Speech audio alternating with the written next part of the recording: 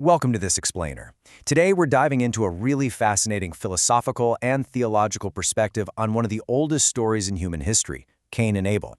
But, we aren't just going to look at this as some dusty piece of ancient history. Instead, we're going to examine it through the lens of a pretty striking modern-day paradox. It's all about love, responsibility, and how we actually treat the people right in front of us. It's a deep dive into why we do what we do, and I promise you, it's going to make you rethink some of your everyday interactions. Let's get into it. All right, to set the stage, our source material opens with this incredible real-life story. The speaker talks about a time he was working at a convenience store on the East Coast. It was a tough area, theft was pretty common. Well, one day, this customer comes in and just starts interrogating him about his background. Once the customer finds out the speaker is from South Korea, he suddenly demands to know why North and South Korea are always arguing and building missiles. And then he proudly declares, "I am a pacifist. People shouldn't fight." He literally stood there lecturing the clerk on world peace and his own deep personal concern for global harmony. But here is where it gets crazy, and this brilliantly illustrates our core paradox. The very next day, another customer in that exact same store had her cell phone stolen. So the speaker goes and checks the security camera footage, and guess who took it? Yep, it was the exact same pacifist from the day before. The guy who boldly claimed to love peace and deeply care about international conflicts had absolutely zero problem casually stealing from the person standing right next to him. It perfectly highlights this massive, glaring disconnect between what we say we care about and how we actually behave in reality. That brings us to Section 1, the illusion of abstract love. Think about it. Claiming to love all of humanity, or calling yourself a global pacifist, is honestly kind of the perfect smokescreen. The source makes the case that embracing these grand, vague concepts of global peace is incredibly easy. And why is it easy? Because it requires absolutely zero actual sacrifice from you. I mean, it is far easier to say you love humanity in the abstract than it is to do the gritty, frustrating, practical work of maintaining a relationship with the actual flawed human being standing right beside you. Abstract love basically allows us to feel morally superior without ever having to take real responsibility for our immediate surroundings. Moving right along to Section 2, the escalation of sin. Now, this modern paradox we just talked about is actually the perfect lens for looking at the ancient biblical text of Genesis. It serves as a historical case study on how fast relational breakdowns escalate when we dodge our responsibilities. Just look at this table. The sheer scale of the escalation is staggering. In Genesis chapter 3, Adam and Eve commit what in modern legal terms would barely even be a misdemeanor, eating a forbidden piece of fruit. But flip forward just one chapter, and one single generation later in Genesis 4, and we have Cain committing premeditated, malicious murder against his own brother.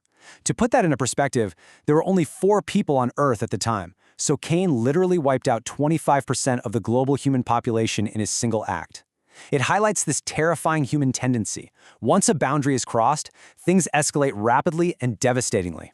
And that brings up another really profound truth. Destructive behavior shatters our closest ties first.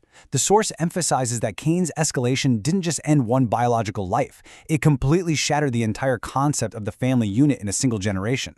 Think about the fallout. One son is dead, the other is a murderer, and the parents are left completely devastated. It just goes to show how quickly evasive, selfish behavior ruins the relationships of those we are supposedly the absolute closest to. The damage doesn't start far away, right? It starts right at home. So, Section 3, evading our responsibilities. When these immediate relationships inevitably break down, how do we handle the fallout? Well, we usually handle it exactly like Cain did. When confronted by God about what he had done, Cain delivers this famous, incredibly evasive response: "Am I my brother's keeper?" The source argues that this isn't just some ancient display of insolence.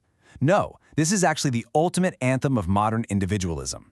It is the perfect distillation of how we deflect blame when we just don't want to deal with the messy reality of the people we've hurt. We can actually define this attitude as false independence. It's this super common modern dynamic where we desperately want all the benefits of relationships, connection, and personal freedom, but we absolutely refuse to accept the burdens and responsibilities that inherently come with them.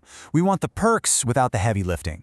We want to be connected, but the very second it becomes inconvenient or requires us to admit we were wrong, we just throw up our hands and say, "Hey, not my job." By asking, "Am I my brother's keeper?" Cain was basically attempting to draw a self-serving boundary. He was essentially telling God, "Look, this is my private life. Do not cross this line."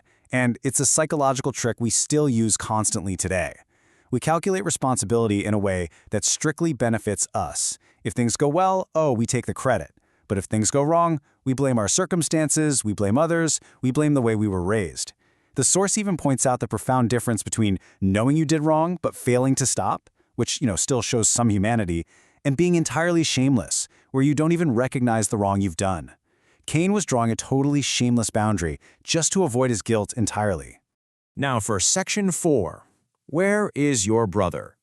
Instead of just focusing on Cain's evasion, we really need to look at the contrast in how God questions them. Back in Genesis 3, God asks Adam, "Where are you?" Now this question highlighted a broken vertical relationship. It pointed to humanity's sudden spiritual distance from the divine. It was all about where Adam stood relationally with his Creator after crossing a boundary. But look at the question in Genesis 4. It's entirely different. Where is your brother? This represents the broken horizontal relationship. Now, God already knew physically where Abel was. The source notes the ground was literally crying out with his blood. God wasn't asking for GPS coordinates here. He was asking Cain to confront the severe relational damage he had caused to his own family. He was saying, look at what you have done to the person right next to you. This question, it's basically a mirror reflecting our own relational void. It's asking us, how far has your empathy fallen? What kind of painful void have you created in someone else's life simply because you were focused entirely on yourself? It is a direct invitation to look at the collateral damage of our own selfishness and that false independence we just talked about. Which brings us to our final part, Section 5, Identifying Your True Abel. So how does this ancient text apply to our everyday lives right now? Well, the source strongly argues that real responsibility requires specific, tangible targets rather than just vague philanthropy. And they make a pretty provocative point here, noting that even well-meaning local charitable ministries like untargeted homeless outreach can sometimes distract us from our primary, immediate relational duties if proper boundaries aren't established first. Now, the core concept here isn't to say charity is bad, not at all. It's just highlighting that trying to save the world shouldn't become a convenient excuse for ignoring the messy, difficult responsibilities sitting right in our own living rooms. So forget the abstract humanity for a second. Who are your actual Abels? They are the specific people right in front of you. It's the spouse you snapped at this morning because you were stressed out. It's the neighbor you argued with over something completely petty. It's the coworker or peer you are actively alienating or giving the silent treatment to. These are the specific people God is asking about when he says, "Where is your brother?" The solution presented here is a really concrete three-step approach. Step 1. Stop evading responsibility. Just stop hiding behind the excuse of it's not my job or, well, they started it. Step 2, cross the boundary. You have to actively reach out across those self-serving lines of defense you've drawn around yourself. And step 3, actively bear the burdens of your immediate community.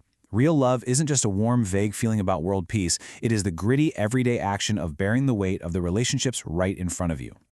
As we wrap up this explainer, I want to leave you with a final, pretty tough question to chew on. Take a hard look at your own life, your community, your family. Who is the Abel you are currently pushing away by saying, "It's not my responsibility"? It's not an easy question, but answering it honestly might just be the most important work you do today. Thanks so much for joining me on this deep dive. Keep learning, keep questioning, and I'll catch you in the next explainer.